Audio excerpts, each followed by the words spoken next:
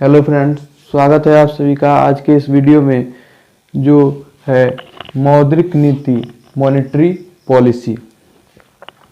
इस टॉपिक से जो कि इकोनॉमी का है एसएससी, रेलवे, जीके, बैंकिंग आदि एग्ज़ाम या जितने भी जीके रिलेटेड एग्ज़ाम होते हैं उसमें इससे प्रश्न पूछे जाते हैं और इसमें काफ़ी लोगों को कन्फ्यूजन भी बना रहता है और इकोनॉमिक्स टफ लगता है। तो इसको हम इस टॉपिक को बड़े ही आसानी से समझेंगे।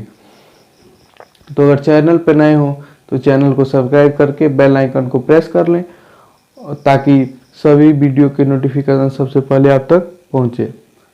ठीक है, तो चलिए शुरू करते हैं। मौद्रिक नीति, ये मौद्रिक नीति जारी कौन करता है? तो ये मौद्रिक नीति आरबीआई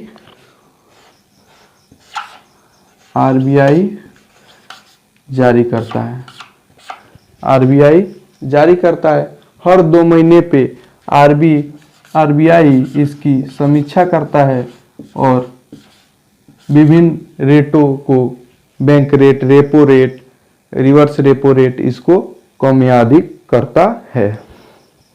वो क्या है बैंक रेट, ये सब हम इस आगे जानेंगे। तो आरबीआई हर 2 महीने पे इसकी समीक्षा करता है और रेट को कम या अधिक करता है। ठीक है, बाजार की आवश्यकता के अनुसार। अब इसके अलावा अब हम इसको बारीकी से समझेंगे। सबसे पहले इन्फ्लेशन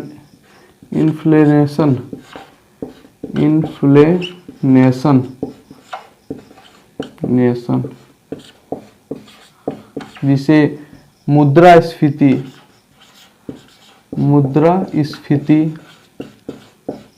या महंगाई भी इसको कहते हैं।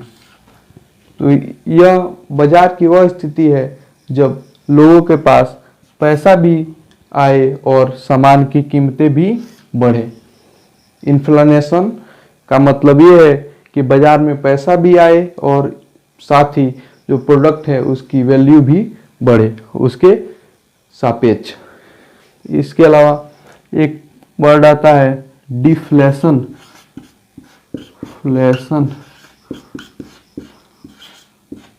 इसको बोलते हैं अस्फीति या इसको मंदी भी बोलते हैं। तो जब सामान की कीमतें भी घटे और लोगों के पास पैसे की कमी भी हो जाए तो इसको अस्फीति या मंदी बोलते हैं, डिफ्लेशन। इसके अलावा एक वर्ड और होता है स्टैगफ्लेशन।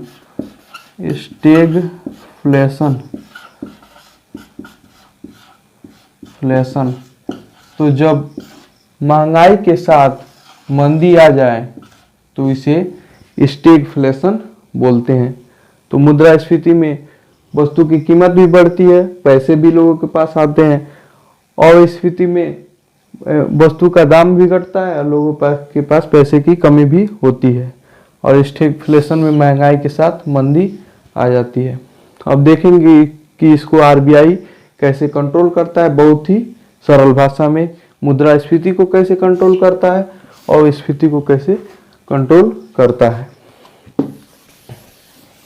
ये देखते हैं इसको।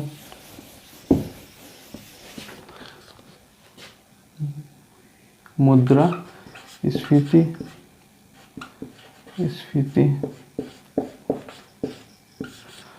ये इन्फ्लेशन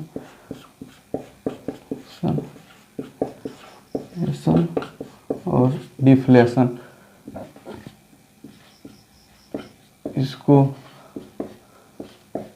आरबीआई कैसे कंट्रोल करता है।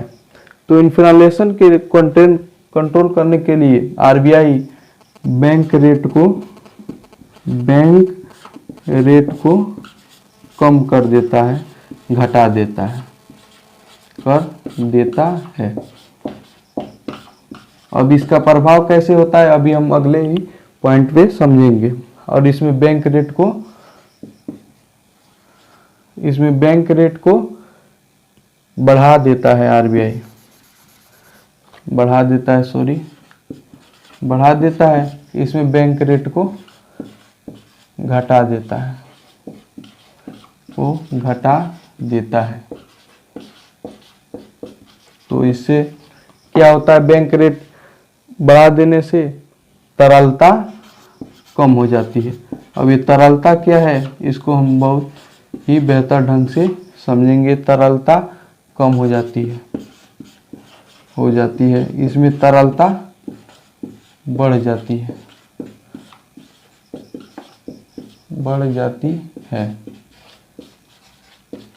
अब ये तरलता क्या है, तो तरलता वह स्थिति है जब मार्केट में पैसे की कमी कम हो जाए, तो हम उसको कहेंगे कि तरलता कम हो गई। और तरलता बढ़ गई, इसका मतलब ये है कि मार्केट में पैसे का प्रचलन बढ़ गया। ठीक है, मान लीजिए आरबीआई ने बैंक रेट जो कि 6% था उसको बढ़ा के 7% या 8% कर दिया।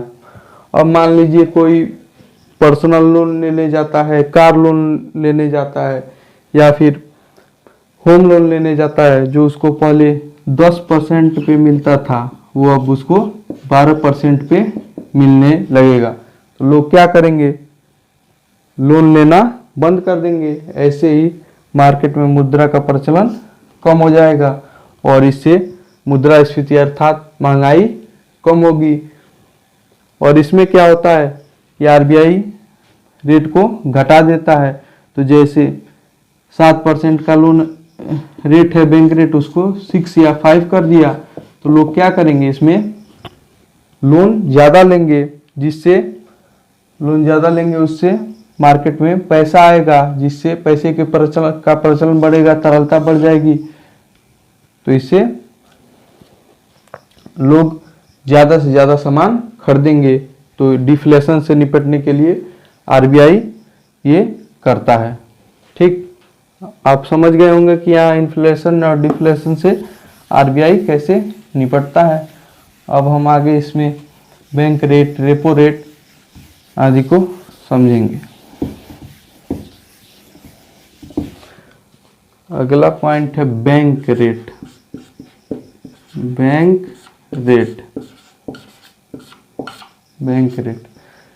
तो ये जब आरबीआई, आपको पता होगा कि आरबीआई ही बैंकों को रेट पे पैसा प्रोवाइड करती है। तो आरबीआई जब किसी कमर्शियल बैंक को, किसी वाणिज्यिक बैंक को, कमर्शियल बैंक जैसे आप समझ सकते हैं एसबीआई, पीएनबी आदि, किसी कमर्शियल बैंक को लोन देती है, वो भी लॉन्ग टाइम के लिए, लंबे समय के लिए, तो उसे बैंक रेट बोलते हैं। जब लंबे समय के लिए आरबीआई किसी वाणिज्यिक बैंक को ऋण देती है तो उसे बैंक रेट बोलते हैं। इसके अलावा रेपो रेट, तो जब आरबीआई किसी कमर्शियल बैंक, किसी वाणिज्यिक बैंक को ऋण, लोन तो देती है लेकिन वो लघु समय के लिए, शॉर्ट